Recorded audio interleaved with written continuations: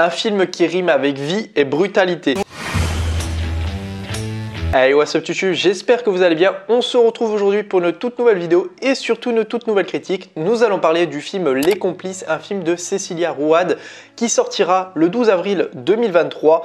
À l'heure où je vous tourne cette vidéo, nous sommes le mercredi 15 mars. J'ai été à l'avant-première le mardi 14 mars où j'ai passé un excellent moment au cinéma de la Beige à Toulouse qui était vraiment une excellente expérience parce que voilà, on a pu rencontrer la réalisatrice François Damiens et William Legdil qui était vraiment une expérience vraiment sympathique où vraiment j'ai passé un moment incroyable parce qu'on a pu avoir des anecdotes et des petits côtés un petit peu techniques de la réalisatrice, les questionnements des personnes qui étaient dans la salle, donc ça nous a apporté pas mal de précisions sur comment est né ce projet, quelles sont aussi les petites hicks qui ont été dévoilées par rapport à tout ça. Donc je vais vous en donner quelques-unes dans cette vidéo, mais aussi cette vidéo ne contiendra aucun spoiler tout simplement parce que je fais cette vidéo bien avant la sortie du film et je n'ai pas envie de vous donner d'éléments concernant le film, sachant que je l'ai vu en avant-première. Le but c'est de vous donner envie de voir le film sans forcément vous spoiler l'histoire même et ces petits côtés là-dessus, mais en tout cas j'ai pas mal de choses à dire de mon ressenti positif parce que franchement c'était un film à voir et ça fait du bien d'avoir un film de comédie de ce type un petit peu original qui change un petit peu de l'ordinaire et ça fait super plaisir. Mais on va parler de tout ça dans cette vidéo, mais avant toute chose, de quoi parle le film? Max, un impitoyable tueur à gages de 50 ans, découvre qu'il a un problème. Il s'évanouit désormais devant la moindre goutte de sang, son avenir dans la profession est en cours. Alors déjà, à commencer par l'histoire même, c'est vraiment une idée assez originale je trouve par rapport à ça. Voilà, en fait ce que la réalisatrice nous a donné, en fait tout simplement elle avait la plupart du temps cet effet qu'à chaque fois qu'elle voyait du sang, elle s'évanouissait et elle s'est dit dans un contexte complètement différent où si vraiment une personne est tout le temps au contact du sang, donc un tueur à gages pour faire vraiment ce petit côté un petit peu malin on va dire, un peu sournois, elle dit pourquoi pas un tueur à gages qui lui aurait peur du sang et que tout simplement toutes ses missions étaient assez compromises par rapport à ça et que voilà, ça serait assez complexe de se dire cette chose-là et d'avoir vraiment ce petit côté où il y a vraiment une reconversion où en fait il passe de la brutalité on va dire à la personne un petit peu plus gentille qu'il n'était pas auparavant, parce que surtout que le personnage de François Damiens qui lui joue le tueur à gages de Max est vraiment incroyable parce qu'il a vraiment deux facettes et ça sur le développement de personnage que je reparlerai par la suite qui est vraiment assez sympathique. Mais en tout cas voilà, ça pose un speech assez sympathique par rapport à tout ça où j'ai vraiment apprécié l'histoire parce qu'en fait on ne parle pas que du fait qu'il y ait ce tueur à gages qui voilà a cette reconversion, qui va parler avec ses voisins, qui eux, ses voisins sont tout simplement une famille assez simpliste, qui vivent un quotidien presque identique à des personnes lambda où c'est se lever, aller au travail, etc. pour gagner sa vie. Ils ont un projet en tête, ils veulent tout simplement ouvrir une maison d'hôtes pour faire du tourisme, mais pour tout ça il faut de l'argent, donc ils se font un petit peu exploiter on va dire en quelque sorte par leur patron qui veulent absolument qu'ils ramènent des ventes parce qu'en fait tout simplement ils travaillent dans une société d'agence immobilière on va dire. Et ils veulent, leur patron, il leur fout un peu la pression pour qu'il y ait des ventes qui rentrent, etc. Donc on parle un petit peu aussi du côté savoir être en société, surtout en entreprise, qui fait extrêmement plaisir parce que voilà, on aborde énormément de sujets dans ce film-là. Voilà, ça reste un film comédie, mais on aborde des sujets qui sont assez réels par rapport à tout ça. Et ça, c'est assez cool, c'est qu'on ne se laisse pas guider par un seul et même arche. Et ça développe pas mal de choses dans le film qui est vraiment assez sympathique. Voilà, pour parler aussi du côté de la gentillesse face à la brutalité qui est aussi le mot même de ce film parce que tout simplement Max est une personne qui lui est vraiment dans la brutalité. Voilà, c'était un tueur à gages donc sa seule compétence comme on vient de le dire c'est de tuer des gens et c'est vrai que de tuer des gens c'est déjà assez morbide on va dire et voilà d'avoir ce côté là et ses voisins qui sont eux tout simplement des personnes hyper attentionnées, hyper gentils, qui ont envie d'aider et qui aime la vie, on va dire, parce que surtout le rôle de Karim, qui est une personne, malgré le fait que il y a pas mal de choses qui soient assez négatives dans leur vie, surtout que leur patron leur fout la pression, et lui il essaye de voir toujours le bon côté des choses, même face à ses collègues. Il est toujours souriant, il est toujours aimable, très gentil, vraiment ça fait hyper plaisir en fait d'avoir une autre facette du personnage, d'un personnage surtout de Karim, alors que sa copine elle, Stéphanie, jouée par Laura Felpin d'ailleurs, qui joue extrêmement bien. Franchement, c'était vraiment deux facettes différentes, mais ils se complètent très bien. Et justement, à l'arrivée de Max, qui lui est ce personnage qui a vraiment cette brutalité tout simplement, ça fait vraiment un écart assez différent et ça permet du coup de développer quelque chose d'assez, on va dire, d'assez bizarre, on va dire, parce que voilà, d'avoir une personne qui est tout simplement à l'opposé, qui est vraiment très méchante avec une personne hyper gentille, et à voir ce que ça peut donner. Et on voit que même une personne qui peut être très méchante et très peu souriante, on va dire, au fond d'elle, elle a forcément un petit noyau, un petit médaillon qui fait que il y a quand même cette petite part d'humanité où il y a un fond assez gentil de la personne. Et ça c'est bien parce que c'est assez bien réalisé là-dedans. On voit vraiment le côté et l'évolution du personnage de Max à travers ces personnages-là, parce que tout simplement Stéphanie et Karim vont faire en sorte de le faire devenir un petit peu plus gentil. Mais ça va passer bien évidemment par plusieurs étapes au cours duquel va s'engendrer une aventure assez sympathique de ces trois personnages, mais ça je n'en parlerai pas plus que ça parce que ça fait partie même de l'histoire et ça je vous laisserai le découvrir au cinéma. Mais voilà, pour parler de ce petit côté là, franchement c'était assez appréciable d'avoir vraiment un film assez bon de ce point de vue là. Alors aussi au côté de l'humour qui est assez bien dosé, voilà, ça reste un film qui reste plutôt sérieux, mais à certains moments on aime doser l'humour, en faire quelque chose d'assez sympathique, pas forcément de l'humour voilà toutes les 2 secondes comme on a pu voir avec Alibi.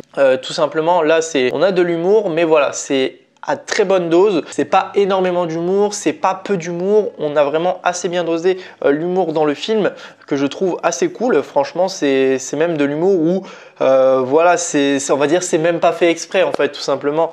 Et voilà, ça rajoute un bon fond au film de ce côté-là. Et franchement, rien à dire au niveau de l'humour. J'ai passé un excellent moment. J'ai bien rigolé sur certains moments, surtout avec une phrase qui même d'ailleurs dans la bande-annonce où tout simplement il dit qu'il a fait, que ses problèmes remontent au fait qu'il a fait la guerre du Vietnam. Et il dit, son copain Karim, il lui dit, mais t'as fait la guerre du Vietnam, tu me parais extrêmement jeune pour avoir fait la guerre du Vietnam. La guerre du Vietnam, ça s'est passé quand même il y a pas mal de temps par rapport à ça. Et voilà, c'est quand même une personne de 50 ans, donc avoir fait la guerre du Vietnam, c'était quand même assez complexe. Et lui, il dit ah ouais, non mais... En même temps, je sais même pas pourquoi j'y suis allé. Quand je suis arrivé, ils étaient déjà en train de remballer la guerre du Vietnam. On voit, c'est vraiment de l'humour simple, mais de l'humour qui passe bien, surtout avec le personnage de François Damiens qui arrive à garder son sérieux. On a pu le voir dans LOL, malgré le fait qu'il est parti assez vite.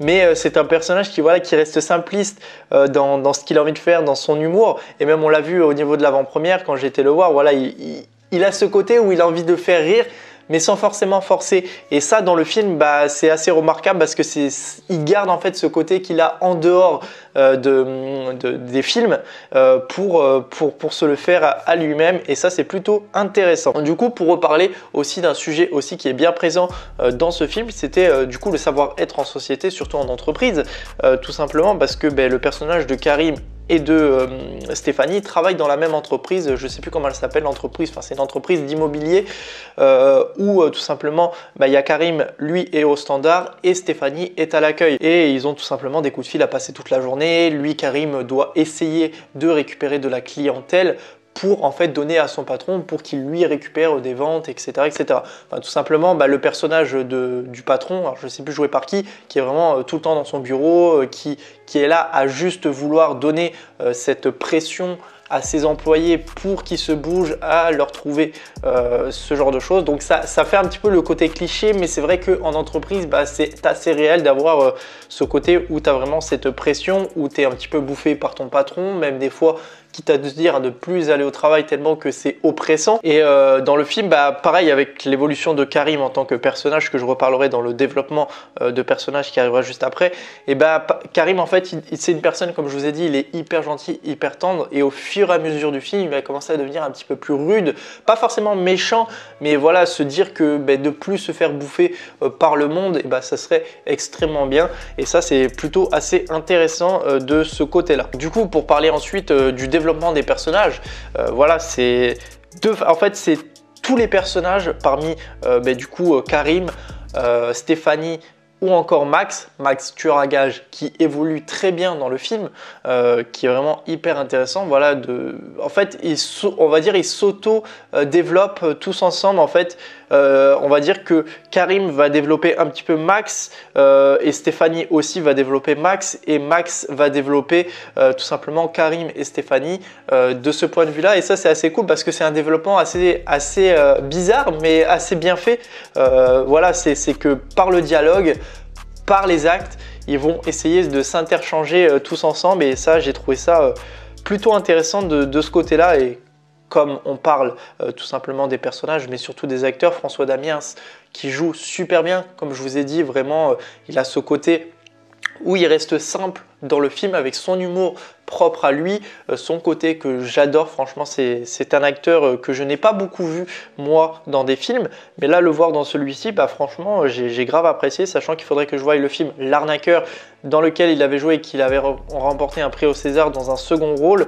Il faudrait que je le visionne celui-ci. William Levy, qu'on l'a vu dans Soda, qui est un acteur aussi que je kiffe énormément, et Laura Felpin, qu'on ne présente plus, qui avait d'ailleurs joué une petite partie dans le film Astérix, mais aussi dans LOL, qui est actuellement en visionnage sur Amazon Prime.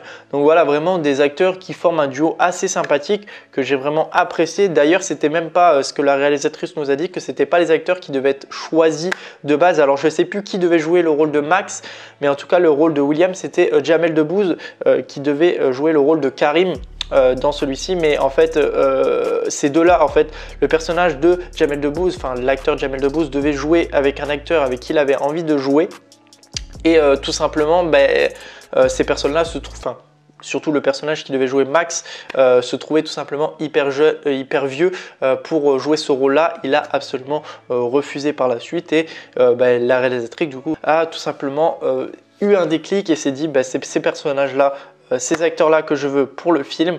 Et franchement, elle a eu une très bonne idée, parce que Cécilia Rouault a fait vraiment un film plutôt formidable. Du côté d'un petit truc que j'avais envie de donner, c'est surtout, on va rapprocher le fait de la photographie à la région qui est du coup l'Occitanie, dans laquelle je vis. L'Occitanie qui est une belle région et qui est très bien exploitée par moment. C'est pas sur tout le long du film, ça a été tourné sur Montpellier, donc une partie de l'Hérault, mais aussi une partie du Gard. Qui est bien représenté à deux moments où on voit, alors je sais plus quel lac c'est, où on voit tout simplement le personnage de Max qui est avec un de ses associés, où il se retrouve toujours sur ce lac-là. Donc on a vraiment ce petit décor-là.